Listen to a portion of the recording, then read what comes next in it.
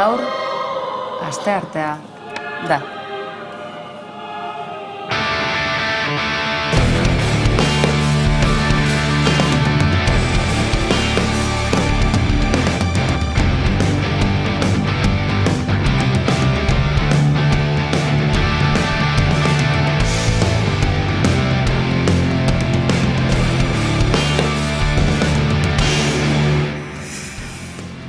Eta bai, gaur asteartea denez bihurriketara ez gatoz? Ala bai, aizue aktualitateak aitzakia bat eta beste. Aizue, zaila da seriotasunez batzutan aktualitateari zentzu pixka bat ematea, eta gaur gainera Arkautiko urteurrena. Euskal Poliziaren, Ertzaintzaren abiapuntu hori guke urteurrena gaiztokeritik bihurrikeritik gora ekarri nahi izan dugu. Badakizue zer behar duen Euskadik? Gertutasuna, sorospena, laguntza, espezializazioa, asko daukazu emateko. Eta alaxe, zer esana eman du, egunotan indarrean den kanpainak eta besteak, izan ere izen emateak zabalik dira, udaltzaingo, ertzain izateko, hiritarren segurtasunaren zaindari izateko, baina izue, azken garaietan eta COVID garaietako salbuespen egoeretan izan dira, batean eta bestean, akaso ez egokiak ziren irudiak utzi dizkigutenak, ustez herritarron segurtasuna zaindu behar duten horiek, baina tira, gaur ez gara honetan katramilatuko. Zergatik? Inauteriak, akaso horregatik gertatu da bertan bera ere COVID pasaportea, inauteriak badatu zela, negu atzean utzi, udaberriari harrera egin, zeintzuk izango ote ziren honetan ere lehenak, Nafarrak bai, baina haratago jo genezake Malerrekatik pasazarete inoiz badazpada,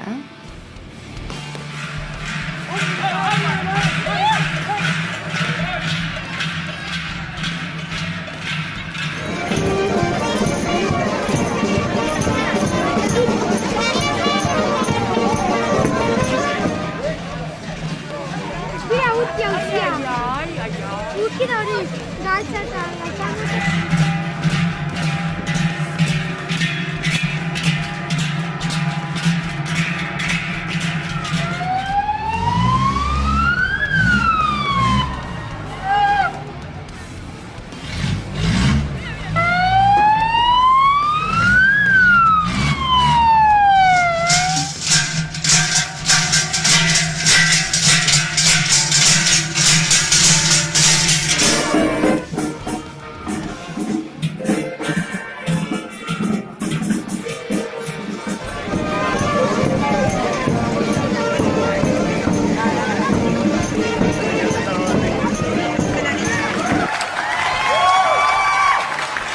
Efektu hauek beti dira miragarriak, ezta? Zinek ez duten eko, alako txakuremot, jaso artifizialak baldin bada ere, artifiziala ez dena, egunotan inauteri giroa nagusitzen ari dela Malerrekan, Maider F. Galardi, izan altzara inoiz Malerrekan, pasazara, edo badaute duzu berririk, Malerreka beti izan da oso misteriotxua, gertakari lazgarriak ere izan ditu, historikoki egia da N121 bat ez dela barrenetik pasatzen, baina ez da ingurun makala. F. Agirre Galarri. Zuzen esango. Hemen inauteri giroan gaudeta. Babida egia esango izut, gu bastandarrasko asepetuko dia igual, baina gu bastanen etxea dakagu gipuzkorrak izan arren. Eta beti pasatzagea horrez, eta Doneztebe uste dugu eskubitara, eta bakigu Doneztebeti gora badagola mundu bat, eta inoizen ez, egia da, bain gertuagotikan edo bai iritsi altzaigula Zubieta eta Iturren eta inguru hortako berri, badakigulako pelikula grabatzen nahi diala, Negur Bilak, eta justo bain inauterien giro hontan ere hartzen nahi dialako toma batzu, Jon Elazpiur aktore, eta bilatu nahi baldin ez bezarean, Negur Bilak hortxe. Alaxe, F. Agirreri Galardi ere abizena aldatu egin diot, edo nola ere, gaur Maiderrekin analizirako tarte hartuko dugu. Analisi horrekin aurretik baina COVID-ataz galdetuko baitiogu gure kazetari honenari. Badakizue, hainbat kontzertu ere atzera geratu direla, baina Ebaristok data batzuk dantzan izan arren, baditu, honezkero, data propioak, honezkero ere ezaguna izan da azken garaietan, badakizue, Araba alde horretan, oraindik ere hautsak arrotuko dituela, musika, eszenak, oztopoak oztopo.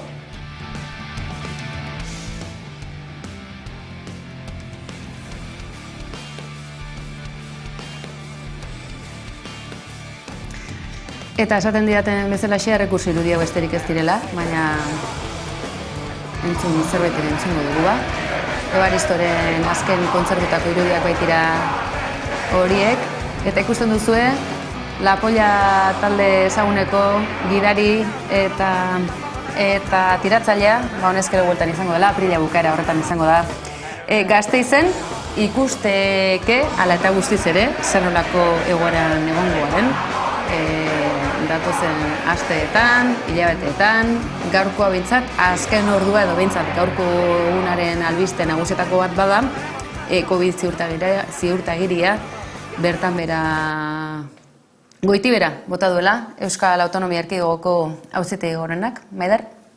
Zenbat aldiz egon geha, sofa hontan, tamai hontan, izketan, ea auzitegi ze esaten duten, ea Urkullu ze eskatu duen, ea fiskala, ea, bueno, ez, zenbat buelta, auzitegi gorena, denbora guztien berdinaz aiga, eta horrek erakusten du, ez dagoela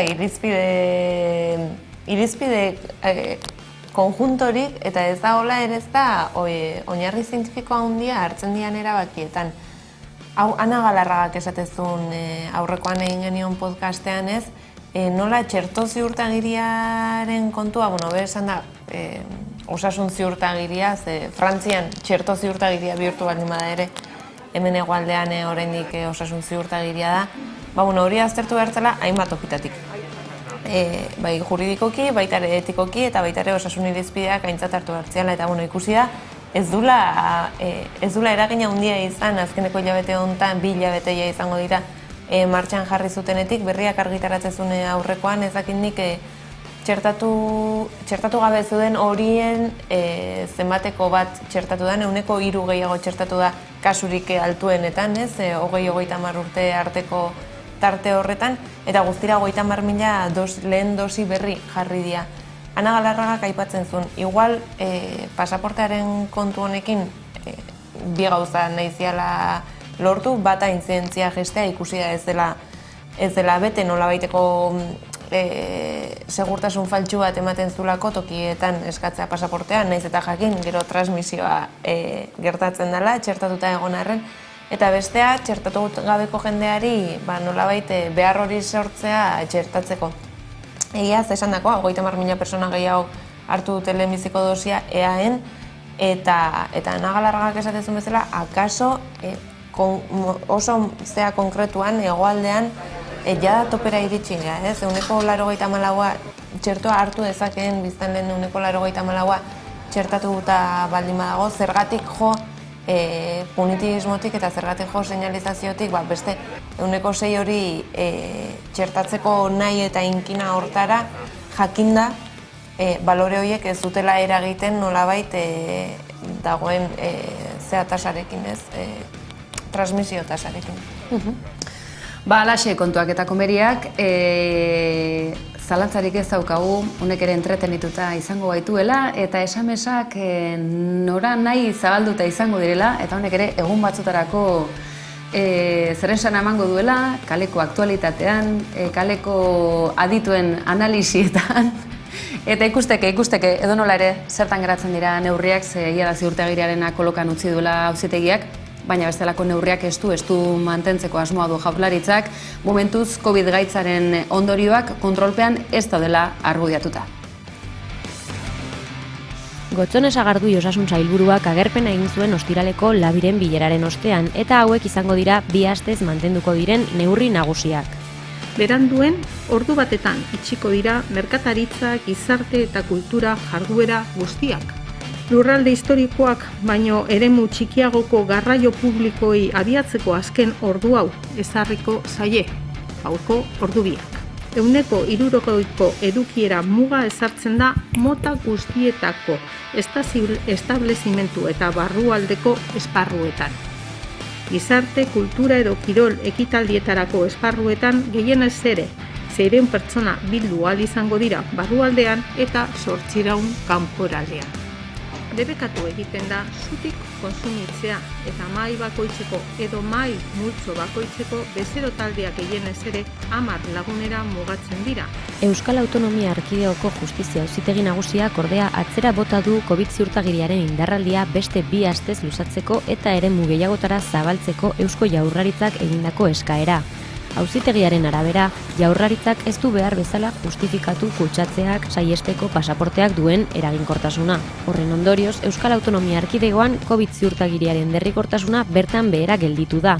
Eta dagoeneko ez da erakutsi beharko ostalaritza establezimenduetara edo ekitaldietara sartu ahal izateko.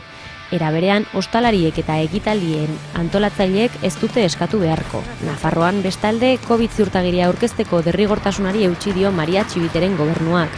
Ipar Euskal Herrian aurreko astetik indarrean da txertaketa ziurtagiria.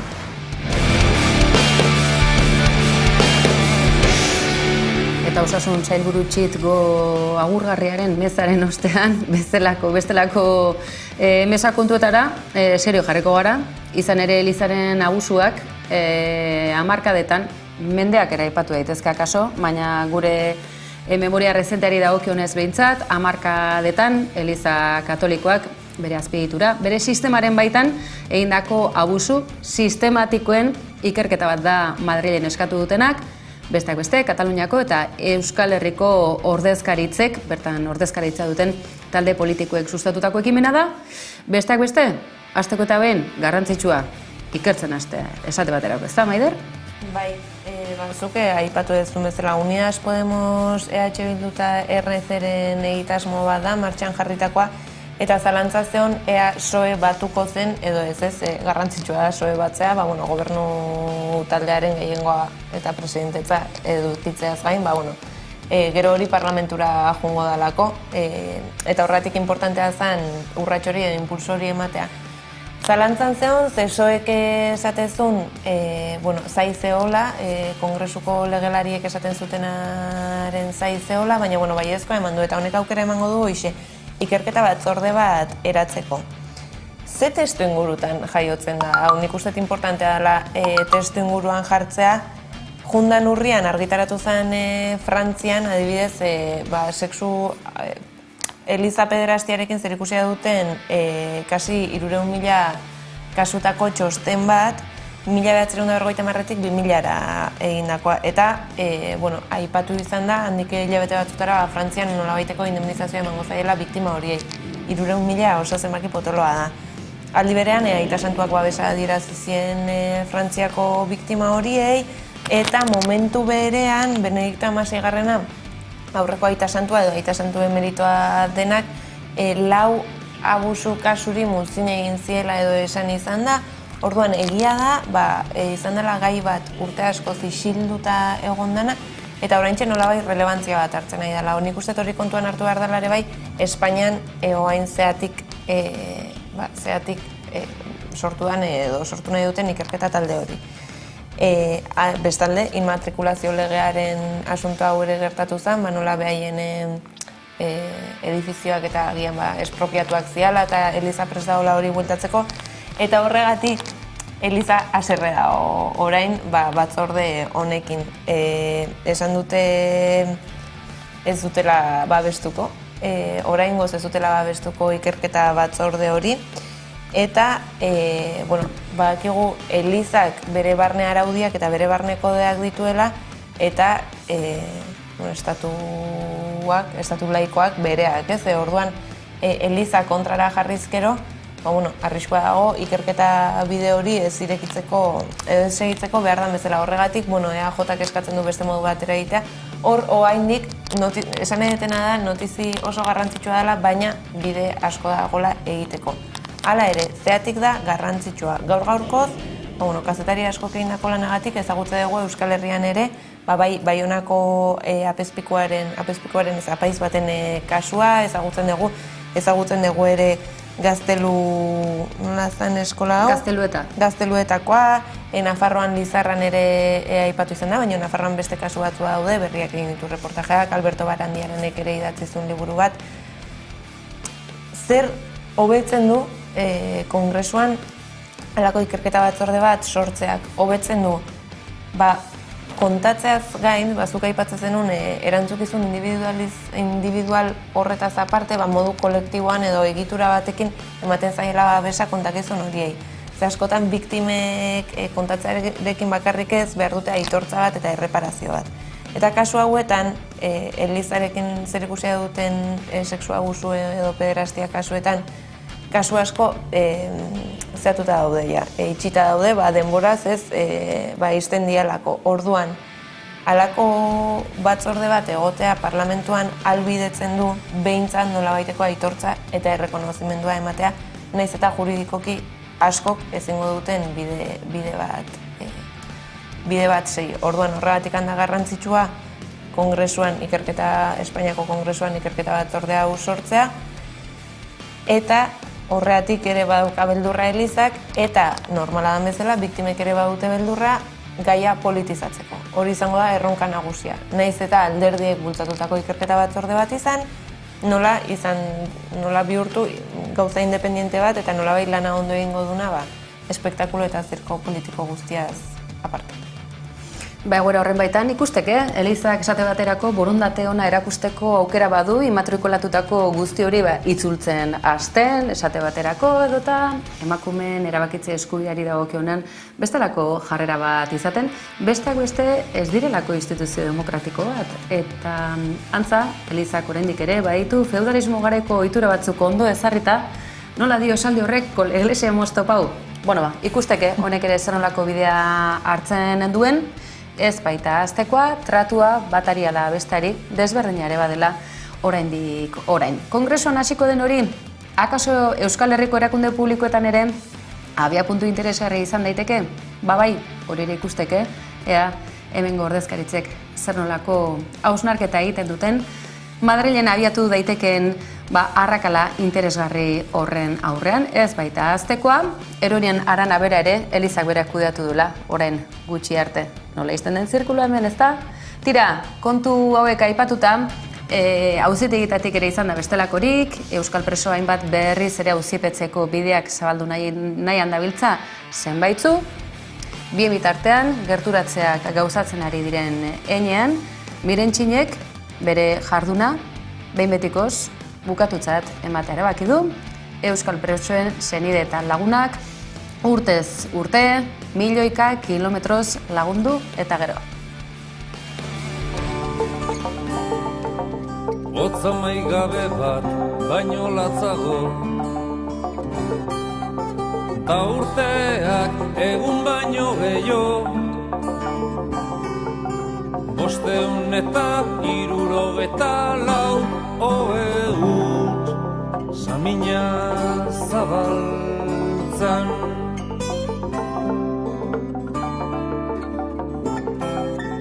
Batzuen ustez ordaintzan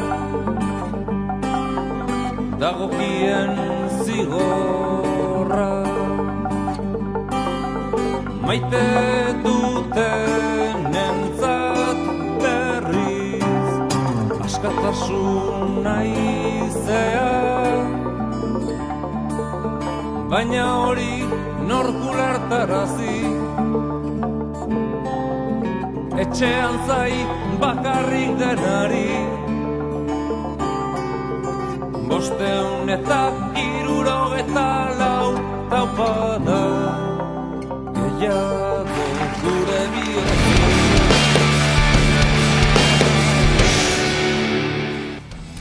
Badakizu gu oso tenis zaleak izan garela beti, ez da egia. Pala zaletasun gehiago izan dugu hemen, Euskal Herrian orokorrean, baina izue tenisa mundu mailean bada erreferentzia, xos asko mugitzen duen kirola, ez da futbola bakarrik, zeresan handiare eman duena azken garaiotan Australian sartuko, etzen sartuko, tira, hala eta guztiz ere, Nadal da orain ospetsuena, behintzat, lerroburuetan.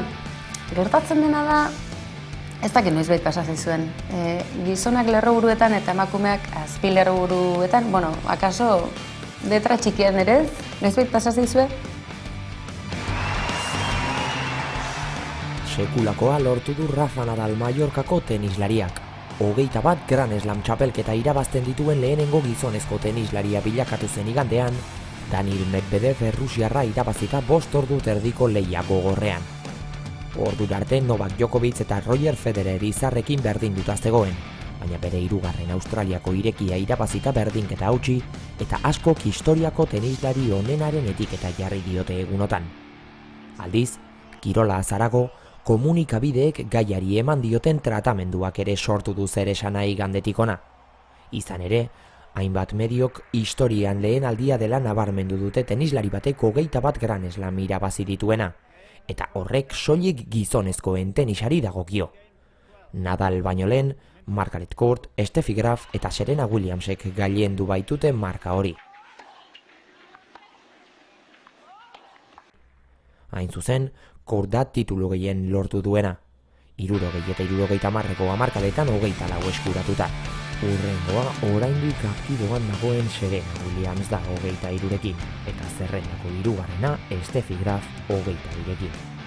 Eztabaida ezina da Mallorcako tenislariaren arrakasta eta bere lehiakide guztien gainetik urte luzez egoteko ahalmena. Are, jokatzeko eragatik ere, historiako onenen artean kokatzea zilegi da, onena ez bada. Aldiz, soilik zenbakiei erreparatuta historiako onena dela baieztatzeak badu askoren ustez, emakumeen meritua estaltzetik. Balexe kontuak eta komediak gu izan gara beti oso jarretzaile sutsuak, Nadalenak. Zuek ez? Zein ez? Maider, sare sozialetan albiste bintzat izan dena da, Nadalek gogoan ez dut, ez dakit zenbat gara ikur dituela, gehien ez? 21. Baina, rankinean? Rankinean ez da laugarrena, 5. da, depende nola begiratzea eguntagia da, sortu dela kriston kalapita horrekin. Nik uste zerikusia asko duela, jakina zerikusia handia dauka emakume kirolari eta gizonezko kirolari ematen zaien tokiarekin, baina zerikusia asko dauka nik uste ere maskulinidadeak eraikitzen duen eroizidade horrekin eta zerikusia dakan ere patriotismoarekin. Momentu hontan, kirolean selekzio batek edo ordezkari batek rankinetan postua handia izatea, esaten da dela nola baiteko orgulloa edo estatuarentzat edo nazioarentzat. Nik uste Rafa Nadalek oso ondo betetzen dula zentzu hortan estatuaren edo nazioaren eroiarena, errege emerituaren laguna ere bada, eta nik uste horrek handitu dula ere gertatu danaren oi hartzuna. 21 Grand Slamekin munduko tenislari onena bihurtu da historia egin duen tenislari bat, eta zalantzari gabe egin du, egia da 21 Grand Slam lortu dituen lehenbiziko absolutuan edo lortu duen lehenbiziko gizonezkoa dela, baina egia da beste 3 emakumeek uste lortu dutela ere 23, 24 Grand Slam lortza, eta gero aniztasun funtzionalaren kategorian edo Grand Slamen kategoria paralimpikoan esango dugu, baita ere badago beste tenislari bat, bera baino garaikur gehiago lortu dituna. Orduan, esan dakoan nik uste momentuak eskatzen dula olako eroizidade bat. Hala ere, poztu naiz, egon nintzen begira asko eta ikusi eta kritika handia egon dela sarean, eta atzo, Espainiako kate bateko teleberria irakurtzen, jada hasizian azpimarratzen edabideak, eta ez da oso gustoko dakaten kate bat, irizpide bezala enuke hartuko kate horren editoriala, baina aipatu zuten hau, lehenbiziko gizonezkoa, eta nik uste dut, bitu gauza zerdian, sareetan eta begirada feminista horri esker inziditzen ari dela beste toki mainstreamagoetan. Alaxe, gaur bi analisi eskatu dizkigu eta 3. bateak mentxe utzi diguna, Maider Galardi, F. Agirrek. Hasieran ez dut ondo esan oraingoan bai. Bukatzeko, ari berberetik tiraka segituko dugu, Iruña aldera goaz, Katakrakera, bertan Fermintxo Zabaltzak itzuli berri duen liburua, eta borroka transfeminista transgeneroari lotutako, esan dezakegu Biblia moduko bat badelera, eta ingelesez zegoena, honezkero euskeraz ere badugula. Tira, gaurkoz demora ere gainera etorri zegula pena batekin, pena batekin bagoaz, baina, bueno, bihar, etzi, bueltan izango gara. Eskerrik asko, badakizue, hemen saiatuko garela egunetik egunera zertxo baito betzen, baliabideak izan ahala, kolpeaz kolpe, jo!